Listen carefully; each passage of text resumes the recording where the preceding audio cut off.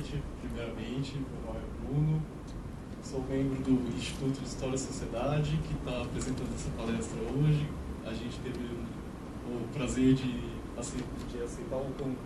ter o nosso convite aceito pelo professor Fábio Barbieri, aqui para fazer essa palestra hoje. E vou falar um pouquinho sobre o que é o Instituto de História e Sociedade e Informação e Educação, que é o Instituto colaborador do que promoveu esse evento.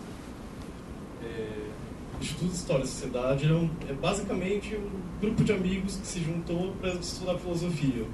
E a gente acredita que nisso tem um propósito de difusão da cultura, segundo princípios que a gente acredita serem caros para a gente.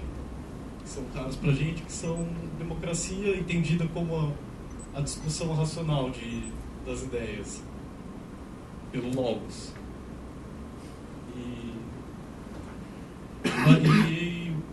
Trazemos aí hoje para vocês o professor Fábio Barbieri para dar essa palestra sobre Estado versus mercado na escola austríaca, que na verdade é uma questão de história econômica. Na verdade, a gente teve um momento na história que a historiografia tradicional não era mais suficiente para lidar com os fatos que estavam acontecendo econômicos. Daí se desenvolveu tentativas dos próprios economistas de explicar os fatos históricos. E acho que é isso que é o tema que o nosso professor vai explicar para a gente. Então, a palavra para o senhor Fábio Barbieri.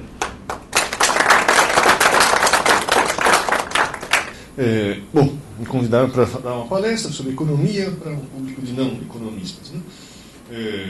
Vamos tentar. Meu objetivo foi falar sobre muita coisa, né? Portanto, vou ter que ser superficial em cada detalhe, como se fosse um apanhado que funciona mais como um índice para despertar interesses por outras coisas que podem gerar leituras no futuro. Então, o tema da palestra é o Estado versus mercado no século XX. Bom, sobre o tema do papel do Estado na economia, Estado grande, Estado pequeno, liberalismo, socialismo, etc. O tema não vai ser nem sobre história econômica, nem sobre teoria econômica, mas sim sobre a interação entre os dois. Como que o subtítulo da palestra era a visão dos economistas. Então, como que na teoria econômica justifica-se ou não a ação do Estado. Como que os economistas usam a teoria econômica para justificar a ação do Estado e como que outros economistas liberais criticaram essas mesmas teorias, dizendo que o Estado vai gerar mais problemas do que solução. Bom, o teclado está escondido aqui, mas... Então, vamos começar com um dado. Então, a gente constata que no século XX eu tenho um crescimento dramático do tamanho do Estado e da sua influência na economia. Esse gráfico é uma medida pobre disso, mas indica sobre o que eu estou falando. A gente pega o século XX inteiro, 1900 e nada, até 2010, eu estou pegando a medida do tamanho dos gastos do governo dividido pelo tamanho do PIB. PIB não, aqui ele usa produto doméstico, um pouquinho diferente de PIB, mas é uma medida parecida com o PIB e o tamanho do governo dividido pelo tamanho da economia como um todo. Se a gente notar, a gente começa com o Estado americano, algo como abocanhando 7% da economia. Se a gente fizer uma linha de tendência aqui, se eu puser uma linha de tendência, ficou fraquinho, eu tenho um crescimento até mais ou menos 1990 de algo chegando no patamar de 40% da economia. Eu não continuei a tendência para frente, porque, teoricamente, acredito que existe um limite a esse crescimento. Não seria possível, no final da nossa vida, ter 70% da economia sendo abocanhada pelo governo. Então, esse tipo de coisa a gente precisa discutir. Em todo caso, é um fato que o tamanho da economia, capturado por isso, mas a influência dele, medido por regulações e etc., cresceu drasticamente no século XX. Então, você vai ficar mexendo? Então, ao longo do século XX, nós vamos pegar alguns eventos marcantes. a gente pode pegar o comecinho do século e falar de como... eu vou fazer um paralelo sempre entre teoria e história. Como no início do século a teoria econômica foi utilizada para justificar a intervenção estatal na economia. Então, na sequência, nós vamos falar da década de 20, abordando o tópico do socialismo. Nós vamos entrar no grande debate do cálculo econômico socialista, os argumentos dos economistas pró e contra planejamento central. Então nós vamos discutir a economia do socialismo na década de 20. Na década de 30 nós temos a Grande Depressão, então nós vamos dar uma pincelada em macroeconomia, contrastar as ideias de Keynes com as ideias de Friedman, com as ideias de Mises, Hayek, sobre qual é a causa das crises econômicas. Se é problema do Estado, se é problema dos mercados, e qual seria a cura para esse tipo de coisa. Bom, daí eu tenho um período de domínio da crença nas ideias keynesianas, uma rejeição do liberalismo e uma adoção de políticas ativas de intervenção do Estado, que geram um fracasso. Na década de 70 tem o declínio dessas teorias econômicas keynesianas e um ceticismo cada vez maior sobre a capacidade do governo de controlar a economia e fazer ajustes finos. Então, na década de 70 eu tenho o fim da economia, que os jornais até hoje trabalham com esse tipo de economia, mas na academia é teoria morta. Ninguém mais acredita nesse tipo de teoria. Bom, eu tenho na década de 60 uma espécie de volta à visão antiga dos economistas liberais sobre o que gera prosperidade e o que gera pobreza. E eu vou ter com a década de 90 a necessidade de fazer reformas baseadas no fracasso dessa tentativa de estatizar a economia de forma mais significativa. Então, a teoria econômica responde, então, discutindo falhas de governo. Então, a gente pode ter um contraste entre falhas de mercado e falhas de governo. São os tópicos estudados pelos economistas para explicar o papel do Estado e por que esse papel foi negativo para alguns e positivo para outros. Tá, então, eu quero falar brevemente sobre uma teoria de uma dinâmica do tamanho do Estado. Eu tenho um livro que eu publiquei, clica mais uma vez, por favor, que é esse livro, fazer uma propaganda da coisa, mas o PDF é de graça no site, então nesse livro eu tento fazer um apanhado de uma teoria austríaca de por que o Estado cresce e diminui. Tem várias teorias sobre isso. Investigar uma explicação por que eu tenho esse aspecto cíclico, o aumento do Estado e depois um período de desregulação, de privatização após aquilo, e menciono brevemente as teorias diferentes do que o Estado cresce. Mas o objetivo para hoje não é isso. O objetivo para hoje é estudar a interação entre teoria e história. Como que a teoria econômica foi utilizada para justificar ou criticar a intervenção do Estado na economia. Então, quando a gente vê as questões políticas, como liberalismo, intervencionismo, socialismo, etc., a gente precisa conhecer quais são os motivos, as justificações econômicas para aquele tipo de intervenção. Então, para participar do debate político disso, a gente precisa da munição, né? A munição que vem da teoria econômica. Já foi. Tá, então eu vou começar, eu prometi falar do século XX, mas eu vou ter que falar uns 3 slides antes do século XX. Né? Então, qual é a relação entre teoria e intervenção na prática? Então vamos falar antes da teoria econômica, né? Antes de existir teoria econômica. Teoria econômica é ciência jovem, né? Tá, então antes do século XVIII, desde sempre até o século XVIII. Tá? Então, o que eu vou ter em termos de assuntos econômicos? Assuntos econômicos eram tratados como um campo da moralidade.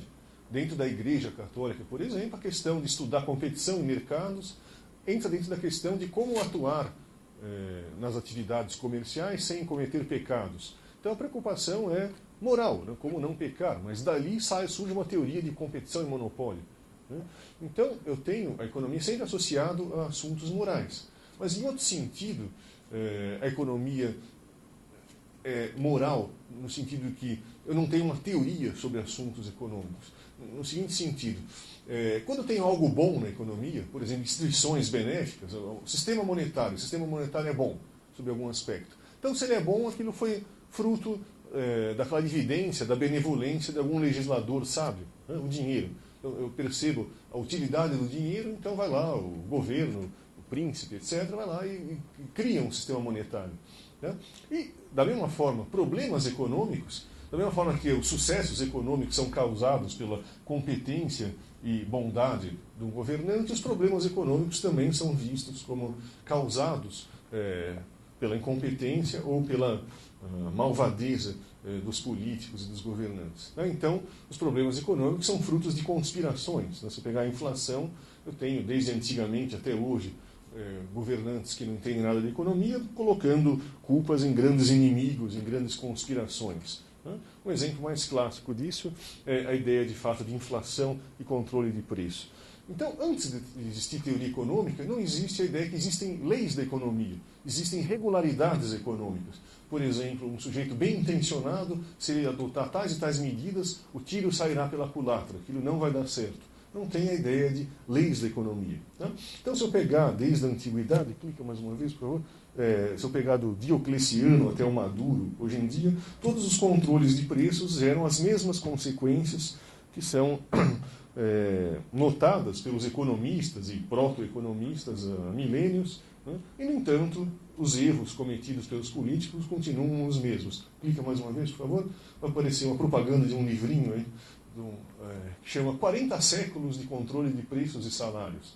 Esse livro documenta desde o Código de Hammurabi até hoje, né, passando pelo Diocleciano, né, não passa pelo Sarney, né, mas mostrando quais são as consequências dos controles de preços. E todos esses governantes sempre culpando algum conspirador malvado, alguma elite, algum yankee, sempre vai ter algum grupo de pessoas malignas que causou aqueles problemas, que causou a inflação e que fez com que os controles de preços não funcionassem.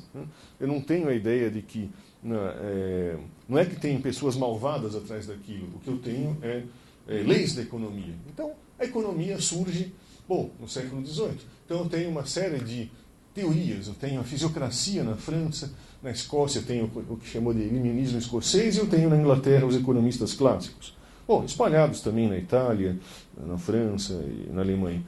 Esses autores, então, começaram a colocar pela primeira vez a ideia de leis da economia. Então, aí começa a gente poder falar sobre avaliação do Estado intervindo na economia ou não. Né? Então, Adam Smith, ali ficou fraquinho, mas é um desenho da mão invisível do Adam Smith. Né? Então, tem uma pegada, entre aspas, uma mãozada na areia. Né? Então, surge a ideia de leis da economia. A primeira coisa de leis da economia é o conceito de consequências não intencionais da ação humana. Né? A ação humana tem consequências que não são antecipadas pelas pessoas. E isso gera certas regularidades, e essas regularidades são o objeto de investigação da teoria econômica. São as leis da economia. Tá? Então, o próprio sistema monetário não foi fruto da criação de alguém. Foi um subproduto das pessoas tentando fazer trocas vantajosas, e surge um sistema monetário com uma série de propriedades que nenhum dos agentes que interagem naqueles mercados imaginou que aquilo poderia ser útil ou benéfico para a sociedade como um todo. Não foram economistas que estudaram o que gera crescimento econômico e depois aconteceu o crescimento econômico. Não, as pessoas interagiram, aconteceram eventos não planejados que geraram um crescimento econômico na Inglaterra maior do que nos outros países. Depois nós vamos ter que racionalizar sobre aquilo. E nisso, então, eu tenho a ideia de o inferno é cheio de boas intenções, então não é uma questão moral, no sentido de que bonzinho, o governo vai ser bonzinho, malvado, o governo vai ser malvado. Não, pessoas bem intencionadas, bem boazinhas, podem criar o inferno na Terra. Né? Então, as leis da economia, quase a profissão do economista é mostrar como certos planos utópicos de pessoas bem intencionadas geram as maiores misérias. Então, esse paradoxo foi colocado desde Adam Smith. Né? Certas ações coletivas voltadas para atingir certos propósitos, como gerar prosperidade, geraram miséria. Né? E, ao mesmo tempo, situações nas quais eu não intencionava gerar riqueza e o fruto daquilo foi prosperidade. Então, eu tenho vários exemplos disso, a fábula das abelhas de Mandeville,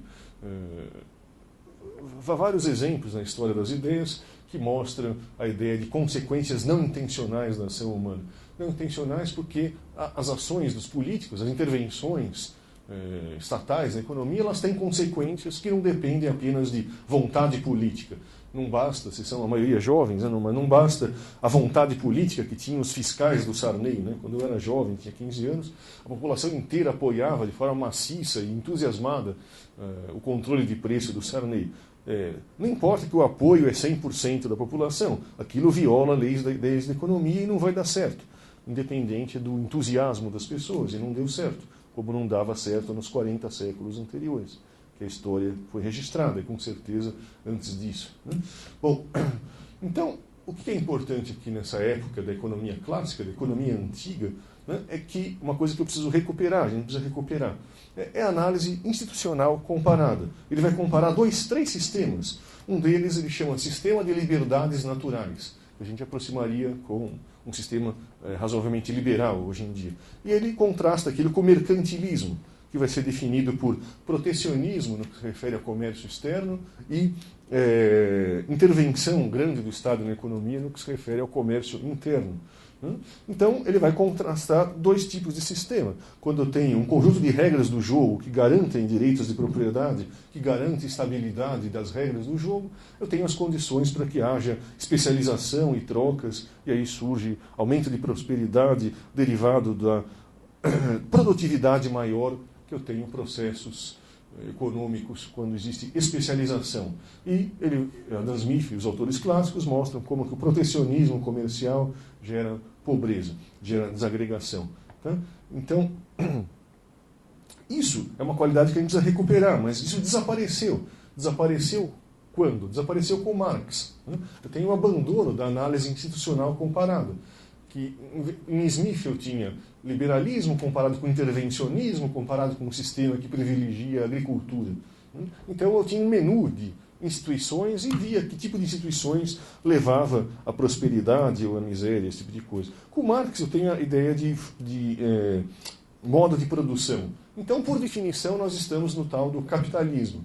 Então, eu tenho a identificação automática da realidade com o capitalismo. Se você fizer um filme de arte que denuncia a pobreza, mostra certos pobres, eu não preciso analisar qual é a causa da pobreza. A pobreza está lá. Então, é uma pobreza gerada pelo tal do capitalismo. Então, isso embaralha a nossa análise de fazer, existem causas diferentes para a pobreza. Talvez, o insight do Adam Smith, talvez eles sejam pobres porque as pessoas tentaram enriquecê-los, e usaram teorias erradas. Então eu não tenho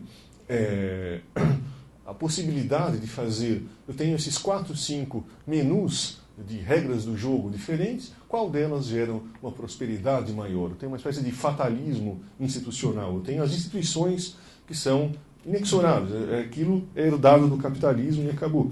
Tá? Isso vai desaparecer, então eu troco a análise clássica da análise da economia intervencionista pela ideia de analisar o capitalismo e contrastar com o socialismo. O que é interessante a gente notar que para Marx, no entanto, a intervenção estatal não era solução. Né? Marx desdenha a intervenção estatal, desdenha a legislação trabalhista e qualquer coisa que as pessoas podiam imaginar que poderia melhorar a situação dos mais pobres, né? Porque os problemas são intrínsecos ao sistema econômico. Né? Tá? Então a análise econômica vai ser a dicotomia capitalismo e socialismo, e eu vou abandonar a análise que eu quero recuperar para o presente, que vai ser a análise anterior, do século anterior, dos economistas clássicos. Né? Bom, mas o que acontece? Marx é importante para todos os departamentos de ciências sociais, menos para a economia. A teoria econômica marxista é a teoria econômica ricardiana, o sucessor do Adam Smith. E essa teoria econômica entrou em colapso, mais ou menos, quando Marx escrevia. Né? As pessoas abandonaram a teoria do valor do trabalho, né? Que o valor de uma mercadoria depende da quantidade de trabalho empregada naquilo. Aquilo foi abandonado no final do século XIX, 1870, mais ou menos. Né? E a teoria era meio manca, né? Ela tinha um foco apenas na produção, no trabalho, no esforço da produção. E a teoria econômica mais ampla, mais sofisticada, que veio a partir da Revolução Marginalista, ela foca na relação entre meios e fins. A produção, o trabalho vai ser um meio para atingir um certo fim. Né?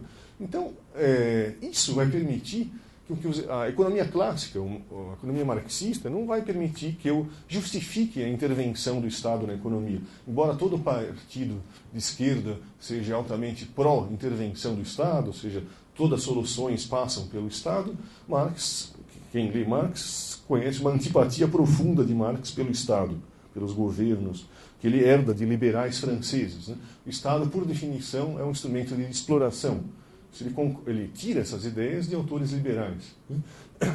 Então, não serve como ferramenta para justificar um meio termo, né? Um Estado intervencionista. Então, a teoria econômica utilizada para justificar a intervenção do Estado da economia não vai ser a economia clássica e marxista, vai ser a nova teoria econômica que a gente chama de neoclássico, a teoria econômica moderna. Tá? Então, é o que eu quero, vai ser meu ponto de partida para a análise das intervenções econômicas no século XX. Eu tenho que olhar que aspecto da teoria econômica é usada para dizer que o mercado é melhor do que os estados, ou os estados são melhores do que os mercados, ou alguma combinação particular entre os dois é adequada. Né? De qualquer forma, o que eu estou dizendo é isso. Eu vou ter as ferramentas para justificar uma maior ou menor intervenção do Estado na economia. Tá, então, o que eu quero fazer é uma pequena pausa para a gente entender, então, qual é o problema fundamental da economia, para poder entrar no debate sobre se o Estado funciona e se o mercado funciona. Então, o que eu quero fazer é uma coisa que a gente usa em aulas de introdução à economia. A economia é a ciência mais abstrata, mais complicada, num certo sentido. Eu não sei nada de medicina, mas você imagina que o objetivo do médico é curar o paciente, tem que matar os vírus sem matar o paciente. Né?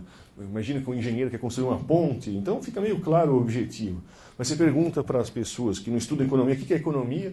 As pessoas tendem a dizer que é algo como a arte de ganhar dinheiro, ou ficar rico, ou as pessoas mais humildes tendem a dizer que os economistas sabem economizar. Né? Seria um especialista em guardar dinheiro no final do mês, né? Sobrou do meu orçamento. Né? Então, isso que é a origem, está bem relacionado com a origem grega da palavra própria economia. Os economistas tentam trocar pela palavra catalática, que se refere à troca, ficou até mais chique, mas não pegou. Né?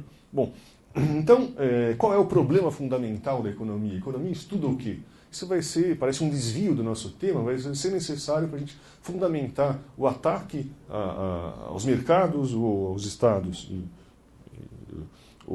Tá? Então, vamos fazer uma pausa para isso. Lionel Robbins é um economista inglês, de influência austríaca. Então, ele tem a definição de economia bastante conhecida. No primeiro capítulo do livro dele, de 1932, ele fala: eu tenho 4 condições para que haja um assunto que a gente possa classificar como econômico. Economia não tem nada a ver com ganhar dinheiro, a pessoa que só pensa em dinheiro ou algo parecido. É necessário que existam fins. As pessoas precisam ter vários fins que não estão atendidos. Eu não posso estar num nirvana. Assim. Tem coisas que eu acho que estão erradas e eu gostaria que fossem melhores. Então, eu tenho objetivos na vida. Então, é necessário que as pessoas tenham objetivos não atendidos. Se eu estalasse o dedo e atendesse todos os objetivos, não precisaria ter ação econômica. Só que ele popularizou Ludwig von Mises, né, dá essa definição de economia. Bom, mas não basta, então, que eu tenha fins não atendidos. É necessário que exista escassez. No mínimo, o tempo é escasso. Os recursos produtivos são escassos, né, no sentido de escassez relativa. Eu gostaria de ser um grande violoncelista, mas nunca tive tempo de estudar violoncelo. Né? Bom, tenho que estudar economia e outras coisas. Né? Tá? Então, se eu tivesse 50 horas por dia, talvez eu fosse economista e músico profissional. Não dá tempo. Bom, então o que acontece? Eu tenho recursos limitados, a ideia de escassez. E esses recursos limitados são capazes de emprego alternativo. Se eu só usasse meu tempo para estudar música, não pudesse estudar economia, não teria nenhuma questão que eu tivesse que decidir. Não está decidido tecnicamente. Eu tenho que fazer aquilo, para que serve aquele recurso. Aquele recurso só serve para aquilo. Não tem nenhuma escolha. Bom, e em último lugar, eu preciso ter fins, o item 1, com importância diferente. Eu preciso ter um ranking de preferências, um ranking de prioridades. Tem coisas mais importantes. Eu gostaria de tocar o violoncelo, mas não, eu tive que primeiro ganhar dinheiro para sustentar o filho, então eu preciso comprar o leitinho das crianças. Bom, então eu vou fazer outra coisa que eu sei fazer melhor. Então eu tenho um ranking, uma prioridade. Tá? Então, eu tenho ali fins com importâncias diferentes. Se tudo fosse com a mesma importância, ficaria como o proverbial burro, né, entre duas cenouras. Ele não sabe qual das coisas, qual das duas cenouras ele iria atrás dela. Ele ficaria paralisado.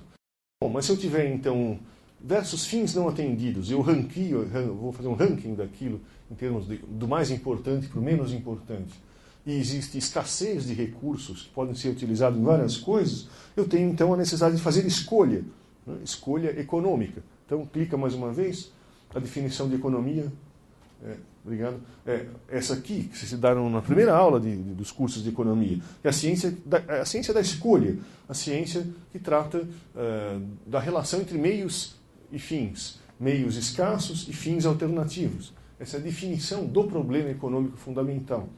Né? Esse problema é relevante? Será que é um problema importante?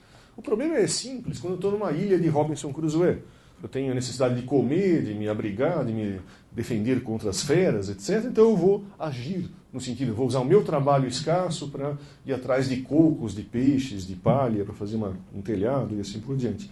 Esse problema parece ser razoavelmente trivial. O problema surge quando eu tenho especialização, quando eu tenho pessoas trabalhando em coisas diferentes. Numa sociedade moderna, quem fabricou esse paletó eu não conheço, nem ele me conhece. Então, o que acontece? O próximo, por favor. Então, eu tenho uma lista do que os economistas chamam de fundamentos da economia. Ou seja, eu tenho aquele ranking de prioridades que a gente chama de preferências. Então, eu tenho as coisas que as pessoas querem.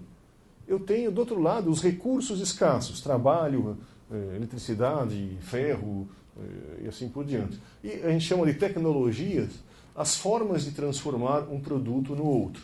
Como que eu combino trabalho com capital, com terra, com recursos em geral, eu chamo isso de tecnologia para produzir bens que atendem às preferências das pessoas. Então, o problema fundamental da economia é conhecido como problema locativo. A questão, o que eu faço com cada unidade dos recursos? Se eu tenho minha hora de trabalho, onde eu aloco aquilo? Eu vou produzir aulas de economia, vou plantar batata e alguma pessoa vai ter que produzir minha camisa? Quantas pessoas produzem roupas? Então, esse é o problema alocativo. Quantas unidades de um recurso? Pega madeira, tem bilhões de usos da madeira. Quantos por cento da madeira produzida no país num ano vai para a indústria de móveis? Quantos por cento dessa mesma madeira vai para a indústria de construção civil, vai para a indústria de molduras de quadros e assim por diante? E eu tenho uma lista infinita de preferências, tecnologias e recursos. Então, saber o que deve ser produzido é extremamente complexo. Então eu coloquei aqui, tenho obstáculos. Numa sociedade complexa, quer dizer, com milhões de pessoas, eu tenho a complexidade do problema locativo. Como que eu sei quantos por cento do aço vai para a indústria automobilística? Eu teria que fazer uma grande reunião de condomínio com bilhões de pessoas pelo mundo e perguntar quão urgente é para você um carro em relação a fazer uma casa. Não dá para conversar com milhões, bilhões de pessoas simultaneamente. Tá? Então eu tenho... E cada pessoa conhece muito pouco sobre esse sistema. Né? Quais são os insumos necessários para produzir esse negócio que eu estou usando? Eu uso um produto que eu não tenho a menor ideia de como ele funciona. Como que minha voz, que eu estou falando baixo, vira uma coisa alta? Como que impulsos elétricos viram a voz? Eu não sei exatamente como funciona. Para todos os propósitos, funciona como mágica isso. Tá? Para os usuários, aquela clássica pergunta para as pessoas, como é que funciona o carburador? A gente perguntava, né? Bom, nem sei se ainda existe isso no carro. Né? A gente usa o carro todo dia, no entanto, a gente não sabe. Um índio, ele é uma espécie de Leonardo da Vinci. Né? Ele sabe sobre astronomia para se guiar pelas estrelas, ele sabe sobre as ervas, quais são medicinais, quais são venenosas, ele sabe sobre a guerra, sabe sobre a atividade produtiva, porque o grau de especialização é pequeno. Numa sociedade moderna, eu sei quase nada sobre os problemas econômicos, quer dizer, sobre os bens econômicos que eu consumo. Aquele filósofo Whitehead, né, que escreveu junto com o Bertrand Russell, ele fala que é uma ilusão que a gente tem, que conforme eu sei mais coisas, eu entendo mais sobre os detalhes de funcionamento. Não, o conhecimento humano progride conforme aumenta a quantidade de coisas que a gente não precisa pensar a respeito. É que nem dirigir. Quando você está no início, você tem que trocar de marcha e fazer uma curva, tem que pensar nas duas coisas e não cabe na cabeça. Quando você automatizou aquilo, você consegue dirigir mesmo bêbado. No dia seguinte você chega em casa, ué, como que eu consegui chegar em casa? Você estava completamente alcoolizado. Pule essa parte antes que o mundo politicamente correto não permita que eu fale esse tipo de coisa. Mas eu digo, é tão automatizado o processo que eu faço bem aquilo quando eu não preciso pensar a respeito daquilo. Tá? Quando vocês estudam cálculo, você não pensa mais na soma, né? Que é uma subtração e assim por diante. Tá? Então, eu tenho um problema extremamente complexo de coordenar as ações dos indivíduos. E cada indivíduo é relativamente burro em relação à complexidade do problema. Eu conheço muito pouco. Como eu disse, para todos os propósitos, esse microfone funciona magicamente. Eu não preciso saber engenharia para desfrutar das coisas da vida, das coisas tecnológicas. Né? Nem preciso saber programar para usar um computador. Bom, então, a teoria econômica vai tratar do problema alocativo, a diferença entre pobreza e riqueza, entre miséria, entre a própria sobrevivência e uma sociedade opulenta, depende de quão bem eu resolvo esse problema.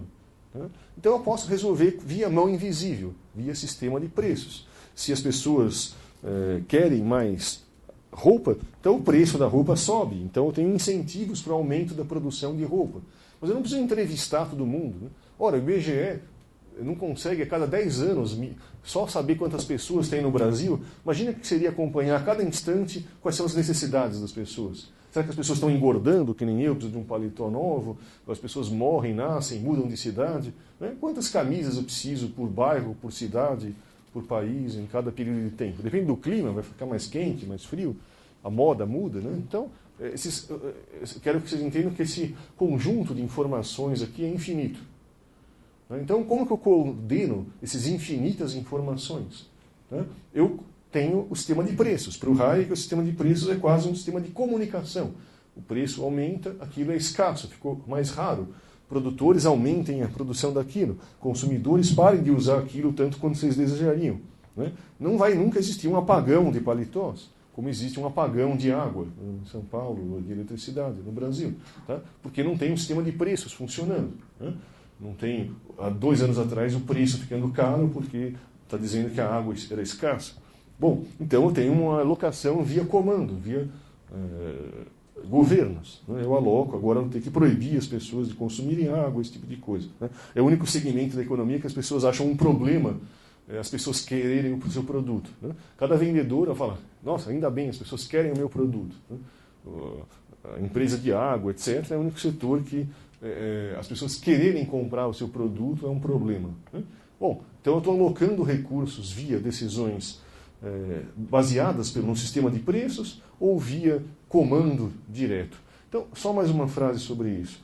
Então, o problema econômico de escolha envolve, então, recursos escassos. Aqui tem uma lista de meios e aqui uma lista de fins. Talvez, tecnicamente, qual é o melhor jeito de fazer uma ponte? Eu vou ver qual é o material mais duro. Esse material mais duro vai ser alocado para fazer a ponte. Eu perguntei para o engenheiro. Mas o economista pode falar, não, embora esse material seja adequado para fazer esse fim, esse material é mais útil na produção de outro produto. Então, a questão econômica é comparar, pôr numa balança o valor de uma unidade desse insumo produtivo na produção desse bem ou nesse bem, conforme o ranking de preferência das pessoas. Essa é a tarefa econômica que torna a diferença entre miséria e riqueza, entre a existência e a não existência. O que eu estou dizendo é, se eu não tivesse eficiência econômica, eu não teria como sustentar sociedades com milhões de pessoas. 300 anos atrás, será que tinham cidades do tamanho de Ribeirão Preto? É possível ter produtividade da economia tal que eu consigo sustentar milhões de pessoas nas grandes metrópoles? Então, não consigo. Então a questão é, eu tenho milhões de pessoas interagindo, como que eu coordeno as ações dos indivíduos? Essa é uma questão entre vida e morte. Bom, então essa é a grande questão da teoria econômica. Então a eficiência econômica diz, as ações dos indivíduos são coordenadas? Eu pretendo adquirir mais camisas, será que alguém está produzindo essa camisa que eu quero comprar? Ou vai bater bateção de cabeça? Eu quero consumir água, mas não tem água o bastante. Não teve nenhuma ação de investimento para aumentar a capacidade de produção de água, por exemplo. Então, os recursos escassos são usados nos usos mais importantes teoricamente é possível tirar recursos da indústria X e passar para a indústria Y e as pessoas melhorarem. Bom, então, o resultado da teoria econômica fundamental é o seguinte: se eu tiver o que a gente chama de competição perfeita, os recursos vão para os lugares mais urgentes. Mas, se eu tiver monopólio, por exemplo, os recursos são alocados de forma ineficiente. Eu atendo coisas menos urgentes primeiros. Então, aqui surge, finalmente, eu encerrei o meu parênteses. A questão que vai surgir no século XX é possível, então, o Estado intervir no sistema de preços de tal forma a melhorar a alocação de recursos via mercados, caso eu não tenha competição perfeita?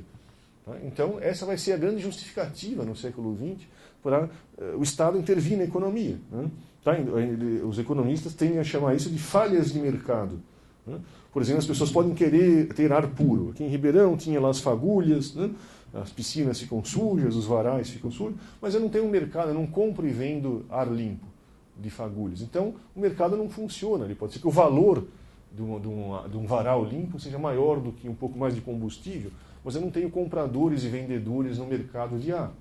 Então, aí seria uma falha de mercado, seria a justificativa para o Estado intervir e decidir qual é a quantidade de produção de combustíveis que eu deveria ter, ou com que tecnologia eu deveria produzir combustível. Então, esse é o grande argumento utilizado pelos defensores do Estado para dizer que a intervenção na economia deve existir. O próximo, por favor. Então, se a gente passar no começo do século XX, eu tenho uma série de coisas, como lei antitrust, legislação toda calcada em casos nos quais eu afirmo que não existem o caso puro da competição perfeita. Então, eu pus o nome de alguns economistas, mas economistas todos do início do século que pretendem mexer na distribuição de renda, pretendem mexer na estrutura de mercado menos competitivo, mais monopolista. E se desenhou um conjunto de instituições, de intervenções. Aqui surge a economia neo-institucional, institucionalismo velho, esse autor Commons. São autores que vai pensar quais são as novas legislações necessárias para um Estado atuante, interventor, que vai fazer o quê? Vai usar aquela ferramenta. Eu tenho que olhar um certo recurso na margem, ele é mais importante na indústria X ou na indústria Y? Essa vai ser a base, então, da justificativa econômica para a intervenção da economia no mercado. Tá? Bom, vamos pegar isso multiplicando para a economia como um todo. Na década de 20, vamos passar para a década de 20. Na década de 20, então, a ideia de intervenção na economia foi crescendo e a importância da política do socialismo aumentou tremendamente. Então, por exemplo, Viena era administrado pelos socialistas, pelo Partido Social Democrático. Eu tenho na Rússia a Revolução Bolchevique. Os partidos socialistas se tornam populares. Bom, então, como eu disse, Marx não tinha uma receita de bolo de como operar o socialismo. Então, a questão que se coloca é a seguinte: bom, o poder está próximo, os partidos socialistas estão próximos de chegar no poder. Então, o que eu devo fazer quando lá estiver? Como que eu devo atuar, já que eu não tenho um plano de ação marxista de como que eu deveria intervir na economia? Mais ou menos como o governo atual. Eu tenho só a tara pelo poder. Chegando lá, não tenho muita opinião sobre o que eu devo fazer quais são os planos mágicos para resolver os problemas do país. Bom, então, no auge da popularidade das ideias socialistas, isso aqui surgiu um debate. E esse debate é uma das maiores contribuições às ciências sociais da história intelectual da humanidade. No entanto, ele é vergonhosamente ignorado. Ninguém ouve falar sobre esse debate. Em 1920, surgiu o debate sobre o cálculo econômico no socialismo. Ludwig von Mises, o economista austríaco, ele diz no artigo o seguinte: em vez de ler esse parágrafo, vocês podem ter acesso depois a isso, eu pus isso na forma de um esquema no próximo slide. Ele diz o seguinte: se eu não tiver propriedade privada, eu não vou ter mercados, eu não tenho compra e venda de bens de capital. Se eu não tiver bens de capital comprados e vendidos, eu não tenho a formação de preços de mercado. Não tem nenhum empresário comprando e vendendo aço, então não tem mercados de aço, não tem preço de aço. Se não tiver preço de aço, ele vai argumentar, Como que eu faço cálculo econômico? O que é cálculo econômico? Comparar custos com benefícios, ou seja, resolver aquele problema que eu me detive alguns minutos atrás. Ou seja, como que eu sei qual é a importância do aço na indústria 47, comparando com o valor do aço utilizado na indústria 273? Eu poderia realocar aço da indústria bélica para a indústria automobilística, ou tirado de lá e para a indústria... E não em termos genéricos, eu quero saber prédios usados para construir faculdades em Ribeirão Preto. Aquilo demanda aço. Será que os planos dos outros agentes não envolvem utilizar o mesmo aço? Não. Em vez de faculdades, o aço vai ser utilizado para produzir, sei lá, outra coisa. Então, o que eu tenho é a incompatibilidade de planos. O mercado, o sistema de preços, serve para tornar os planos compatíveis. Isso a gente chama de cálculo econômico. Eu vou alocar aço para a produção de um bem, enquanto o valor daquele bem for superior ao custo de oportunidade. O que é custo de oportunidade? É o valor daquele aço a lures. Se eu utilizasse aquele recurso para produzir outro bem, então eu estou pondo na balança. Aquele quilo de aço vai gerar benefícios naquele mercado ou benefícios nesse? Quanto que as pessoas estão dispostas a pagar por esses dois benefícios? A comparação desse permite dizer se o aço é mais escasso na indústria X ou se o aço é mais escasso na indústria Y. Então ele está dizendo o seguinte: Marx promete racionalidade para o sistema econômico, acabar com o caos da produção capitalista. Mas o que vai acontecer de fato é trazer o caos à atividade produtiva. Porque Marx não tem nenhum plano de o que seria o socialismo. Mas a gente sabe que o sujeito não gosta de propriedade privada, de mercado, de preços, todas essas coisas são desprezadas. Então, dá para supor que eu vou suspender o sistema de preços e a propriedade privada, vou abolir a propriedade privada, a definição de socialismo. Se é assim, a pergunta dele, como que eu faço o cálculo econômico? Então, eu não posso atingir uma alocação eficiente de recursos e, portanto, eu não consigo sustentar milhões de pessoas. É crucial aqui, não estou falando de uma comunidade pequenininha, um vilarejo de alguns mil habitantes, estou dizendo uma sociedade com milhões de pessoas. E Marx promete ter uma produtividade tal que sustenta uma população de forma mais abundante do que nas economias presentes. Ou seja, eu teria um aumento de produtividade. Então, como que eu obteria um aumento de produtividade se eu não tenho uma ferramenta para guiar as decisões econômicas? Então, o socialismo, não importa quantos rios de sangue foram derramados em seu nome, ele vai fraquejar por causa de um calcanhar de Aquiles muito humilde. Eu não sei quantas bananas devem ser produzidas. Em geral, estou dizendo, eu não sei quanto de cada recurso deve ser alocado para a produção de cada bem. Tá? Então, o argumento do Mises diz que o socialismo é uma impossibilidade. Que debate foi esse, então? Bom, imagina o impacto desse debate. Em 1920, ele está dizendo que todo o sistema político quer o socialismo. E ele está dizendo que as pessoas querem uma coisa que é logicamente impossível. Essa coisa vai até hoje. Tem algum partido político brasileiro que não tem inspiração socialista? Esse sujeito está dizendo que o socialismo é uma quadratura de um círculo, é um unicórnio, é alguma coisa, é a busca de alguma coisa que não existe. Tá? Se a gente entender o problema econômico fundamental. Então, repara, na década anterior, aquele cálculo de benefícios e custos estava sendo utilizado para intervir na economia. Agora, esse autor está dizendo que, de fato, se eu não tiver sistema de preços, não tem como saber o que deve ser produzido, a menos que eu tenha um órgão de planejamento central onisciente.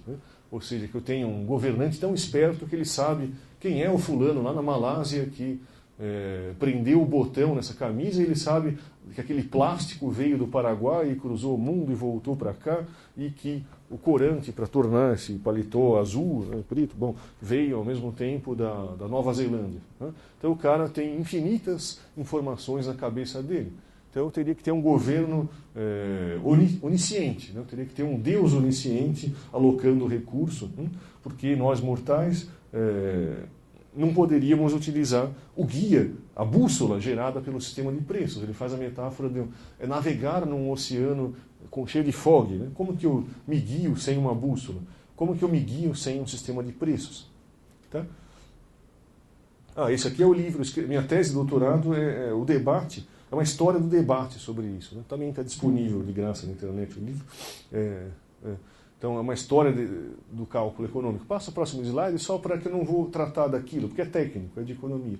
Eu só quero dizer, só pus isso daqui para dizer o seguinte: Mises teve uma série de respostas. A teoria econômica do século XX, década de 30, tenta desesperadamente criar modelos cheios de curvas para tentar dizer como que o Estado deve intervir na economia, como que o socialismo poderia funcionar mesmo sem um sistema de preços.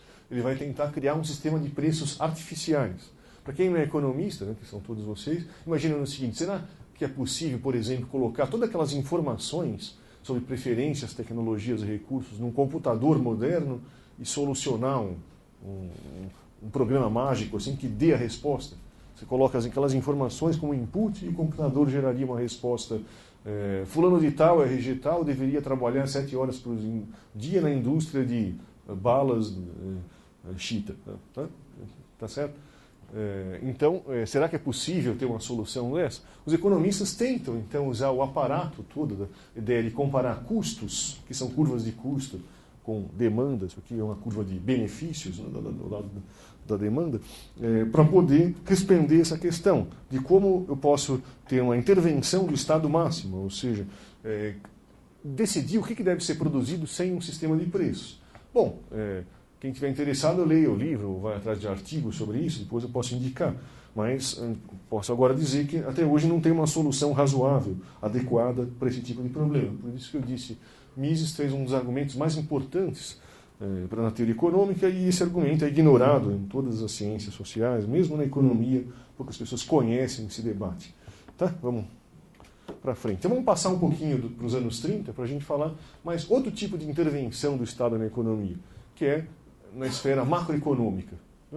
Bom, primeiro eu tenho que falar um pouquinho de história. Tem aquela historiografia ortodoxa que a tia Gebediza lá de história dizem para vocês. O capitalismo ia morrer na década de 30, daí chegou lá um maldito Keynes, né? O sujeito ensinou como salvar o capitalismo da sua própria destruição. Foi lá o New Deal, né? O Roosevelt foi lá, interviu na economia e salvou o capitalismo da sua própria loucura, como Marx teria previsto. Nada menos marxista de orelha de livro do que isso. Como se um sujeito pudesse mudar o mundo, Keynes no caso. Bom, o papel dos indivíduos no modelo marxista é zero. Bom, mas aqui as pessoas acham que um sujeito chegou e estragou a revolução. Bom, isso aqui é o que o professor de história conta. Se a gente olhar o que os historiadores econômicos modernos fazem, investigar a década de 30, não tem nenhum aspecto dessa historinha que não seja uma mentira absoluta. Desde que Hoover foi liberal e Roosevelt teria sido keynesiano, até não tem como as políticas adotadas por Roosevelt e Hoover terem gerado a recuperação da economia. É só interessante vocês olharem o gráfico do desemprego altíssimo nos Estados Unidos até a guerra. E depois, a partir de 40, aqui, 39, esses dados não têm sentido. Quisera eu ser um desempregado, em vez de estar empregado no exército. Mas, em todo caso, o desemprego aqui em termos de 20% e uma recessão dentro da própria recessão em 37. Então eu tenho uma série de erros econômicos que prolongaram a Grande Depressão. Tá? Então, se alguém quiser, eu tenho toda uma literatura revisionista, não tem como um historiador sério estudar a época da Grande Depressão e corroborar aquelas historinhas que a gente lê nos livros de história que circulam nas escolas, fundamentais. Bom, então o ponto de partida é os anos 30, a Grande Depressão, um desemprego de 30%. Qual é a causa desse tipo de coisa? Então, de novo, é uma área para debate de a causa desse negócio é o Estado ou é o mercado? Então, é o próximo, por favor. Então, a questão macroeconômica é qual é a causa dessas coisas. Será que a crise é inerente aos mercados? Marx acha que as contradições internas do capitalismo geram crises de subconsumo e superprodução. Schumpeter, um economista austríaco, diz que eu tenho efeitos de grandes inovações. Eu invento o computador, invento a eletricidade, então a economia ela tem ondas de aceleração e ondas de desaceleração no ritmo das grandes inovações tecnológicas. Bom, será que essa é a resposta ou a resposta é exógena? Tem autores como Jevons, um dos criadores da teoria moderna, que falam, não, tem fatores exógenos. Bom, numa economia de séculos anteriores, que era agrícola, ele queria explicar as flutuações econômicas pelas manchas solares, que ocorrem, tem um pico a cada 11 anos, aquilo afeta a agricultura e afeta a economia por tabela nos anos seguintes. Ou eu tenho a explicação que a culpa é dos governos. Então, de novo, tem um embate mercado contra Estado, novamente nessa questão. Friedman, o autor monetarista, diz que, bom, o problema é a má gestão da autoridade monetária, do Banco Central americano, o Fed. Então, se tivessem pessoas, mais ou menos como o PSDB pensa, né? As agências regulatórias funcionariam, o problema é que tem que ter gente competente, ela não pode ser aparelhada como no governo atual. Então, é a crença que o Estado funciona, mas ele tem que ser administrado por gente competente. Né? Essa é a visão monetarista. Eu tenho a visão austríaca, que diz que não, ela a falha do governo é inerente aos processos governamentais.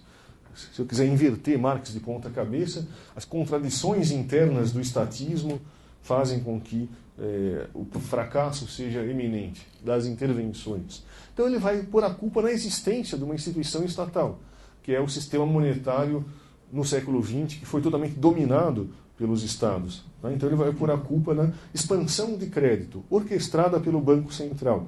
Governos conseguem dinheiro obtendo monopólio de moeda e abusando desse monopólio de moeda. Né? Então eu tenho uma explicação: a culpa é dos governos, a culpa é dos mercados, a culpa é do clima, de qualquer outra coisa. Bom, a próxima. Então eu tenho 3 explicações da crise de 29. Tem uma explicação keynesiana, que a causa da crise foi psicológica. Vocês ouviram falar, talvez, de espíritos animais, uma frase, uma metáfora do Keynes. Né? O futuro é incerto, eu tenho que investir. Se o futuro é incerto, sujeito a incertezas, o que eu devo fazer? Então eu não sei. Eu posso criar um futuro novo. Então, se o futuro é incerto, eu vou estar sujeito a palpites, a irracionalidades. Talvez uma crise venha como uma profecia autorrealizável. Você acha que vai ter uma crise, então eu fico com medo e vendo minhas ações. Daí a pessoa vê isso, também fica com medo e vende, tem um estouro de manada. Então eu tenho uma irracionalidade no mercado de bolsa de valores, nos mercados financeiros. Eu tenho estouros de manada. Né? Então ele chama a bolsa de valores de cassino. Né? Então a irracionalidade, ele elogia o sistema nazista, no sentido que ali eu tenho um planejamento central e ali eu teria um investimento mais estável. Então, para ele, num sistema que Marx chamaria de capitalista, eu teria uma instabilidade muito grande do sistema econômico. Então, a culpa é dos mercados. Clica uma vez ainda. Obrigado. Esse é o Keynes. Então, agora o próximo autor que eu vou falar, o segundo clique, é o Milton Friedman, que a explicação é monetarista. A causa é monetária. O irracionalismo psicológico causou aquilo. Mas o que eu deveria fazer? Inundar a economia de dinheiro, como os bancos centrais modernos na crise de 2008 fizeram. Né? Então, a crise de 29 só foi grave daquele jeito porque o Banco Central era incompetente. Naquela época, eles não inundaram a economia de dinheiro. Então, a solução vinha Estado, mas tem que ser um Estado bem administrado. Ele tem que administrar a moeda de forma competente. E, finalmente, tem a explicação austríaca de Mises e Hayek, ali o velhinho Hayek. Né? Hayek. Né? Bom, desenvolve uma teoria dizendo que a causa é institucional. Faz parte da essência do Banco Central, vamos dizer assim, expandir o crédito. Tentar ganhar eleições, por exemplo, criando fases de prosperidade artificial. Só que a crise vem como consequência necessária dessa tentativa de gerar essa prosperidade para ganhar a eleição. Tá? Então, o que gera a crise econômica de 29 ou de 2008 é esse excesso de crédito. A tentativa de imprimir dinheiro e as pessoas então se sentem mais ricas, começam a gastar, a bolha da internet nos anos 90, a mesma coisa. As pessoas faziam faculdade, não tinham 0 clientes e, no entanto, tinha uma empresa que já valia 1 milhão na bolsa. Tá? Então, por quê? Porque tem excesso de dinheiro para emprestar nos bancos. Bom, se tem esse excesso de dinheiro, as pessoas começam os projetos. Então, se eu começo os projetos, eu tenho bastante emprego, bastante atividade produtiva, mas não tem poupança, não tem economia que sustenta aquilo no longo prazo. Tá? Então foi um boom artificial criado por expansão de crédito. Próximo clique, eu posso explicar isso numa metáfora. Imagina um proverbial Robinson Crusoe na ilha. Então ele tem uma necessidade, digamos uma máquina para fazer qualquer coisa, uma máquina de expresso, ele quer um cafezinho. Então o que ele teria que fazer? parar de ir atrás de coco e peixe e fazer sua maquininha de expresso durante uma semana. Então, esses 4 cocos representam a poupança, quer dizer, as reservas que ele tem. Tá? Então, ele tem comida para 4 dias que ele pode fazer sua maquininha. Mas imagina que, por algum motivo, ele acha que tem 100 cocos, não 4 cocos. Então, o que ele vai fazer no seu planejamento econômico? Ele vai fazer uma máquina bem maior, a máquina de expresso dele vai sair desse tamanho. Então, o que acontece? Nos primeiros passos do processo, a atividade econômica está bem ativa, né? Ele está fazendo uma mega máquina gigantesca. Mas o que vai acontecer? No 4º dia vai acabar o coco, ele vai morrer de fome, vai abandonar isso e vai pescar. Tá? Então, é isso que acontece. A crise de 2008 foi causada pelo remédio usado para criar a bolha da internet. Tá? E assim por diante. Ou seja, os remédios utilizados para curar as crises são a causa da bolha seguinte. Tá? Então tem isso no Japão, 25 anos atrás, na crise de 29, na crise atual. Então a teoria austríaca do ciclo sempre explica governos emprestando demasiadamente dinheiro e os empresários investindo além da capacidade de ser sustentável no longo prazo aqueles investimentos. Então você pode ir na Irlanda, na China, na Espanha e contemplar cidades fantasmas, ou vocês podem ir no shopping Iguatemi vazio, sem nenhum cliente. Eu detesto a multidão, eu vou lá. Né? Bom, mas então você percebe bolhas imobiliárias, bolhas de internet, bolhas de tulipa 400 anos atrás na Holanda, a mania da tulipa. Né? Quer dizer, toda febre, toda bolha tem por trás excesso de dinheiro. Tá? Então as pessoas dizem que os agentes eram irracionais, mas um comentarista fala, tudo bem, se os agentes ficaram bêbados, a questão é quem forneceu a pinga? Né? A pinga para os austríacos foi o crédito barato, o excesso de crédito, que causou uma distorção na economia. Então, de novo, aqui, na visão austríaca, a causa das flutuações econômicas é o Estado. Ao passo que, para a visão de mundo keynesiana, a causa das flutuações econômicas são os mercados. E o Estado vai lá e intervém na economia. Então, eu tenho a era do keynesianismo. Keynes ganhou a discussão. Quanto tempo eu tenho? A gente já está 8h30 quase. Eu já falei 1 hora, né? Que eu tinha prometido. Então, mais uns 15 minutos, tá bom? Tá? Então, daí, vamos tentar falar que nem o Enéas, vocês lembram daquele? Bom, então, nesse período eu tenho o domínio das ideias keynesianas. Claro que diz que não só o governo não é culpado, mas como ele faz parte da solução.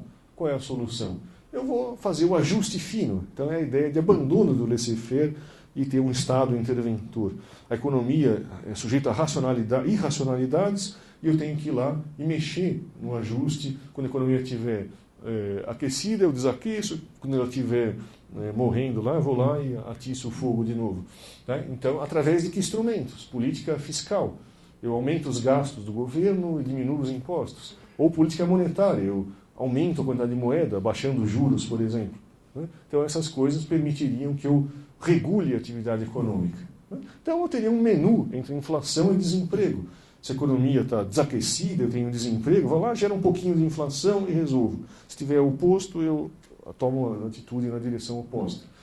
Bom, chegou nos anos 70, tudo isso entrou em colapso. Nada disso funciona, como hoje não funciona. Né? Tem dilúvios de dinheiro injetados na economia japonesa 25 anos atrás, ou na economia americana nos últimos anos, os quantitative easing, né? Que a nossa presidenta, né, chamou de dilúvios monetários. De fato, tiveram dilúvios monetários, mas a capacidade daquilo reduzir o desemprego é minúscula. Tá? As políticas econômicas deixaram de funcionar. Tá? Nos anos 70 eu tenho, ao mesmo tempo, inflação e desemprego. Então aquela ideia que eu posso escolher entre um e outro e adotar essas variáveis, o controle dessas variáveis e controlo a economia, entrou em colapso, deixou de funcionar. Então a macroeconomia foi totalmente reformulada a partir dos anos 70. Então eu vou desenvolver toda uma teoria baseada em microeconomia, baseada na ideia de expectativas racionais, que vai ser bastante cética em relação à capacidade do governo de administrar a economia, no sentido de, ao contrário do planejamento central, não tem mais ideia de fazer a economia estatal como um todo. Aqui não, é só ser o pastor da economia através das políticas macroeconômicas. Mesmo isso, a partir dos anos 70, uma crescente ceticismo dos economistas sobre a capacidade do governo de manter as flutuações sob controle. Tá, então todo macroeconomista com menos de 40 anos não gosta das ideias keynesianas. Claro, os jornalistas entrevistam os economistas com mais de 40 anos, porque eles dizem que soa como música no ouvido dos governos e soa como música no ouvido dos empresários. Né? Pega um tipo como Delfim Neto. Né? É uma panaceia, abaixar os juros e desvalorizar o câmbio, é uma beleza. Tá? É isso que as pessoas querem ouvir. Então, esse tipo de economista aparece na mídia. Os economistas que estudam macroeconomia ficam lá escondidos em salas nos seus departamentos e nenhum jornalista entrevista. Né? São os economistas que criticam isso sob vários aspectos. Né? Coisas bem básicas. Né? Será que, se eu adotar qualquer uma dessas políticas, o efeito vai ocorrer daqui a 6 meses, daqui a 1 ano? Será que eu consigo antecipar? Né? Será que é possível eu fazer o tal do ajuste fino? Bom, nos anos 70 entrou em colapso a crença na capacidade dos governos de administrarem a economia, mesmo em termos de uma supervisão geral na esfera macroeconômica. Bom, então vamos chegar mais perto do final da nossa história, né, que é a época do tal do neoliberalismo. Né? Bom, então eu tenho, na verdade, os austríacos, pelo aquele debate do cálculo econômico, eles colocam ali a base de por que as intervenções não dão certo. A teoria do Hayek é que o Estado não tem o conhecimento necessário para que eu possa levar em conta os custos e os benefícios. Então, eu tenho um processo de acúmulo de erros quando eu tenho processos interventores. Bom, o resultado daquilo que esses autores austríacos previram. Bom, a União Soviética é insustentável. Antes disso, o socialismo puro morreu em 1921. Né?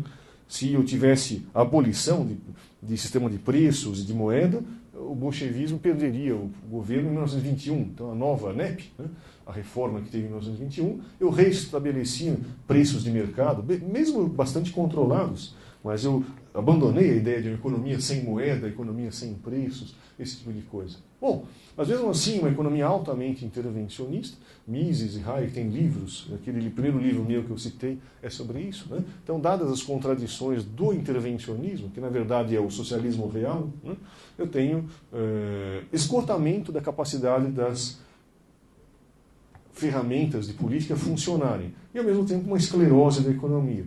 Tá? Então, eu vou chegar no longo prazo, aquilo que Keynes disse que teria morrido. Né? É famosa de Keynes a ideia, vocês já ouviram falar? Né? No longo prazo estaremos todos mortos. Né? Ele morreu e eu estou pagando a conta, né? Na nossa carga tributária e assim por diante. Então, a macroeconomia, desde então, é a economia do déficit público crônico. Né?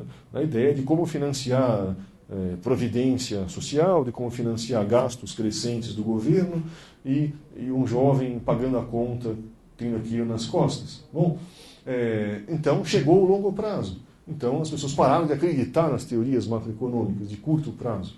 Ao mesmo tempo, a esclerose da economia demanda que haja desregulação, que haja privatização, que haja abertura comercial. Bom, então quais foram os eventos teóricos associados a a crise do Estado gigante dos anos 90? Tá?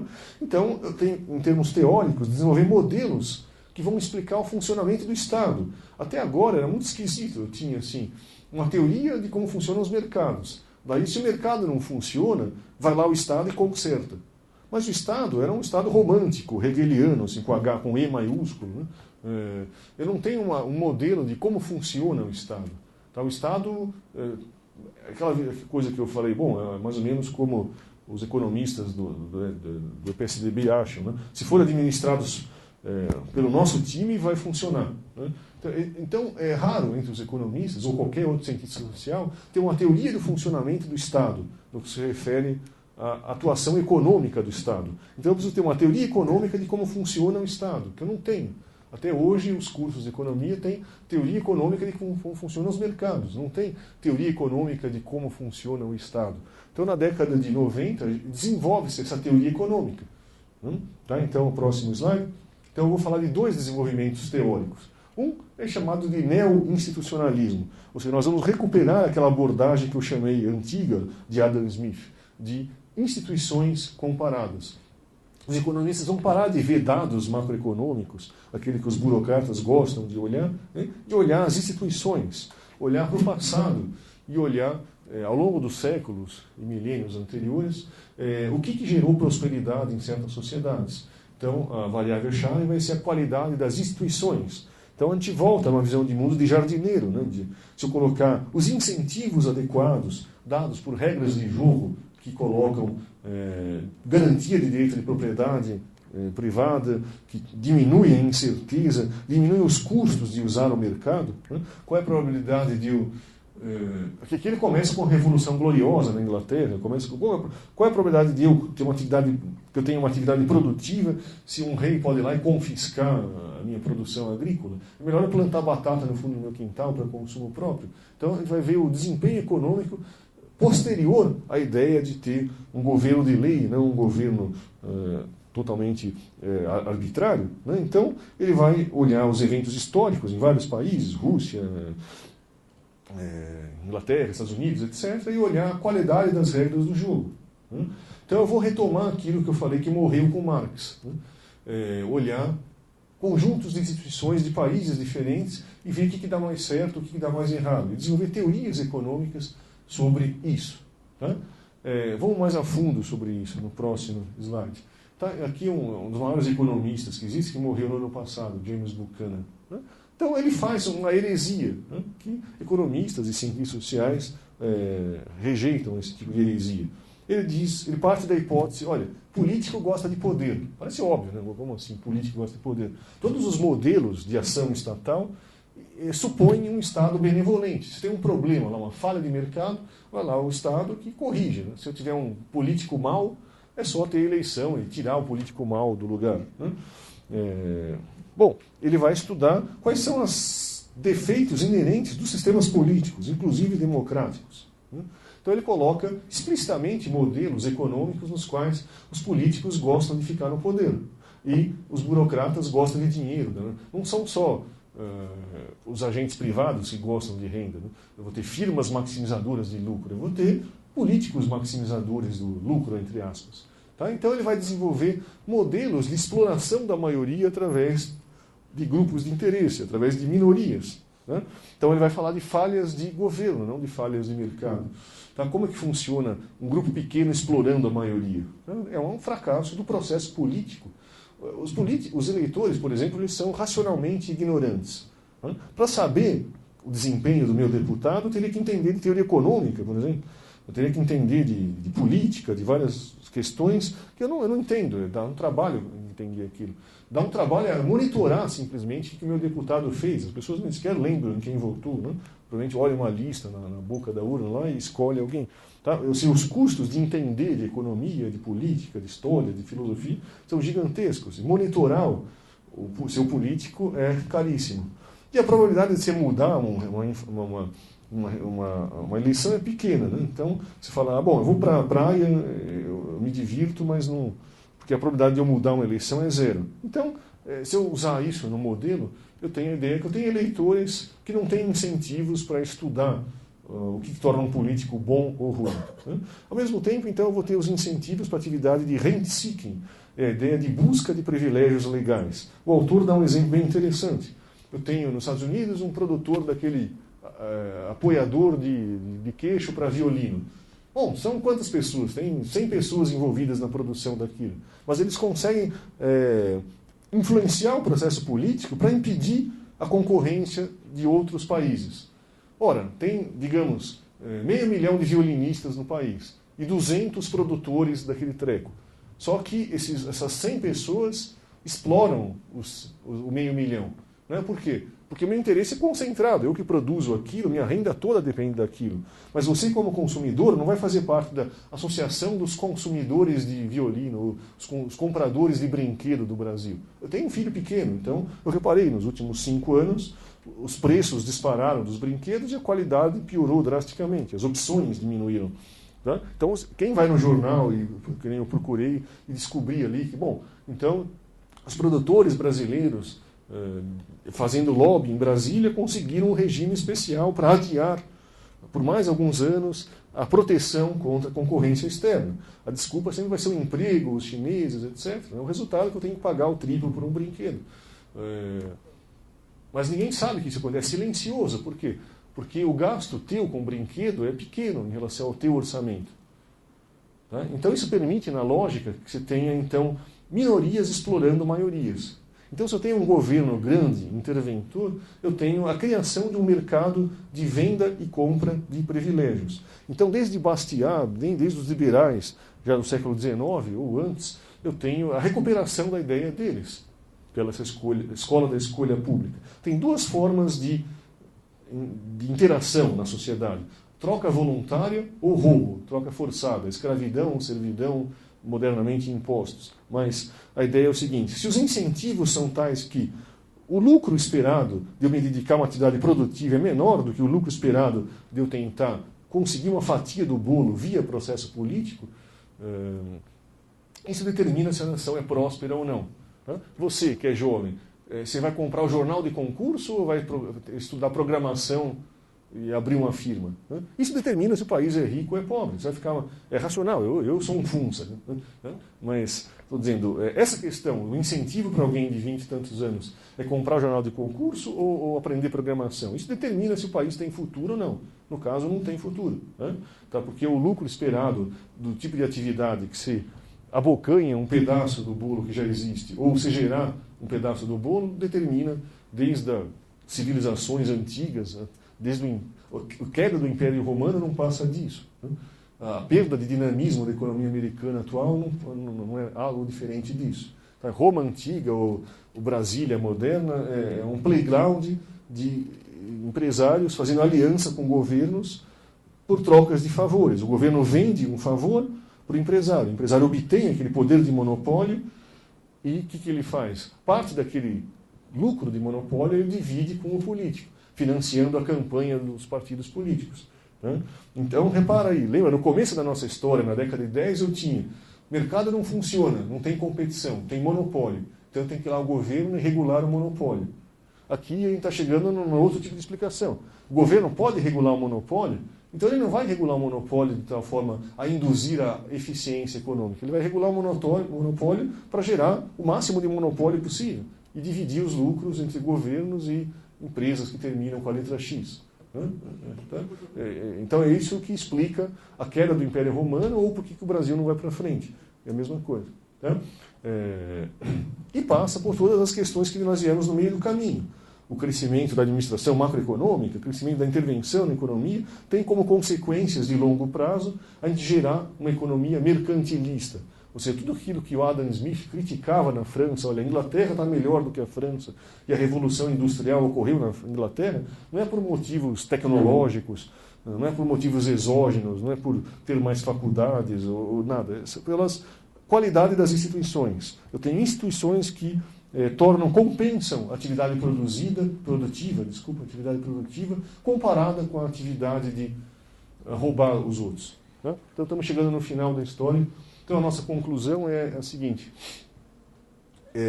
A análise científica do desempenho relativo de mercados e Estado requer o quê? A rejeição daquele fatalismo institucional marxista. Ou seja, as instituições que existem são as instituições do capitalismo. Não, eu tenho que olhar países diferentes e as instituições são diferentes. E eu posso ter instituições diferentes, como um austríaco. Ele quer, por exemplo, acabar com o monopólio do Banco Central. Quando você fala isso, as pessoas te chamam de maluco, porque seria inimaginável um estado de coisas diferente do jeito que ele é. Mas a humanidade inteira, toda a sua história, nunca teve Banco Central. Agora nós estamos numa situação que, se não tiver Banco Central, o mundo vai acabar. Será que é verdade? Então a gente tem que usar a ideia de comparar sistemas institucionais diferentes. Claro, eu não posso inventar a roda em cada instante. Eu preciso desenvolver, eu já desenvolvi, teoria sobre a ação política e teoria sobre a ação burocrática, incluindo o modelo. Por que eu disse análise científica? Eu não posso dizer que o Estado não é o mercado não é perfeito. Daí vai lá o Estado e corrige. Não, daí a comparação é injusta. Eu tenho que pôr burocratas gananciosos contra empresários gananciosos. Eu tenho que pôr burocratas burros contra empresários burros, ou inteligentes, tanto faz. Eu não posso fazer o contrário. Então, o meu modelo que o agente privado é burro e o interventor é inteligente ou vice-versa. Se eu faço isso, o discurso é ideológico, não é científico. Então, o que a escola da escolha pública faz é isso. Trazer um discurso científico, comparar numa prato da balança a falha de mercado com no outro balança a falha de governo e estudar as instituições. Qual o conjunto de instituições é o melhor? Bom, que mais que eu preciso? Eu preciso, então, os últimos 2 pontos é o mesmo, largar esses termos picaretas como neoliberalismo e globalização, herdado dessa entulho marxista daqui. Tá? O que eu preciso? Eu preciso olhar quão intervencionistas são as economias. Eu preciso ter uma medida empírica de se uma economia é mais intervencionista ou menos intervencionista. Vamos passar para o último slide agora, penúltimo. Por exemplo, todos os problemas brasileiros são devidos ao tal do neoliberalismo. Mas se for olhar, o Brasil é um dos países menos liberais do mundo. Né? Então existe um índice, o Índice de Liberdade Econômica. Saiu na semana passada, referente a 2 anos atrás. Eu tenho 10 critérios que estão relacionados às instituições. Eu tenho critérios que levam em conta quanto o país respeita direito de propriedade, quanto o país é sujeito à corrupção, quão elevados são os gastos governamentais, quão complexa e corrupta é o sistema tributário, qual é a liberdade de eu abrir uma firma e fazer negócios, qual é a liberdade de eu ser demitido, demitir, mudar de firma, o mercado de trabalho livre, qual é a minha liberdade de comprar moedas estrangeiras e transacionar em vários instrumentos financeiros para o resto do mundo. Tá? Quão fechada é a economia? Protecionismo e liberalismo. Qual é a minha liberdade de investir sem depender de privilégios, sem ser amigo do rei, sem ter que sustentar a campanha? Né? Todas aquelas coisas que vocês veem das relações extremamente íntimas entre empresários e governos que marcam os países que não crescem economicamente. Né? E a liberdade financeira. Né? Então, eu tenho 10 dimensões de quão liberal ou antiliberal ou intervencionista é uma sociedade. Então, usando esses critérios, eu vou ranquear os países. Então, o país mais liberal do mundo é Hong Kong, Singapura, Austrália. Cada ano os Estados Unidos perde um ponto, está lá em 12º, provavelmente. Tá? Então, tem lá o Chile como bem liberal, Nova Zelândia, os países ditos exemplos do socialismo, lá do norte da Europa, estão aqui bem liberais. Né? Então, é interessante olhar a Suécia, etc. Como liberal ou socialista é a Suécia. Né? Esse tipo de índice é interessante. E os 10 últimos, né? Até Cuba, Coreia do Norte, é o país menos liberal do mundo. Se eu pegar o Brasil, ele só é mais liberal do que os países da África e alguns satélites russos de antigamente. Né? Então, é um dos países menos liberais do mundo. Né? Mas no nosso discurso, o termo neoliberalismo consegue realizar a mágica de atribuir ao liberalismo dos países menos liberais do mundo. Né? Tá? Então, uma análise científica dessas questões tem que olhar as teorias que não têm razão a priori, por definição, né? Por exemplo, falando que o Estado, por definição, é bonzinho e a empresa privada é malvada e vice-versa. Né? Eu tenho que usar o mesmo pressuposto comportamental para as duas esferas para fazer uma teoria de comparação das duas coisas. O lado empírico, não adianta falar o Brasil é neoliberal, o Brasil é socialista. Não, eu tenho índices que te indicam quão liberal, ou quão interventor, ou quão afastado da liberdade o país é. Né? E, finalmente, o último slide, posso usar isso para fazer o quê? Correlações sobre isso daqui. Por exemplo, no longo prazo, aquela análise institucional do Douglas North, né? Gera esse resultado altamente politicamente incorreto. Se eu pegar um curto prazo, um médio prazo e um longo prazo, aqui a barra maior é países liberais, aqui países bem interventores. O Brasil está nessa terceira barra, né? São os países basicamente não livres. Né? Então aqui eu tenho taxa de crescimento econômico. Né? Os países mais liberais crescem 3% ao meio ao ano. Os países menos liberais crescem 1%. Parece que o Brasil cresce 1% ao ano, 1,5% ao ano. Tá? Então, o crescimento econômico, isso que é importante num longo prazo. E o desempenho econômico numa sociedade com instituições diferentes é diferente. Isso é um esboço de uma análise. Você pode sofisticar essa análise e levar em conta quais são os fatores institucionais que levam à prosperidade ou não. Então, aqui a gente está fazendo uma história séria, não uma história puramente ideológica, né? Se a gente levar em conta esse tipo de variável. Tá? Levando em conta todas as complexidades, das impossibilidades de mudar, de medir grau de intervenção, etc. Tá? Mas, de qualquer forma, a batalha entre Estados e mercados não pode mais ser pautada naquela questão de preferências ideológicas a priori, mas sim em modelos econômicos que modelam o funcionamento do Estado, não só o funcionamento da sociedade, e indicadores de desempenho da economia que façam referências a indicadores institucionais. Então, a economia se torna cada vez mais próxima da história econômica, nesse sentido, né? Buscando, então, a resposta para a questão entre Estado versus mercado. Né? Bom, então era, em essência, isso que eu tinha que dizer. Obrigado aí pela paciência de ouvir 1h30 de bobagem. Obrigado.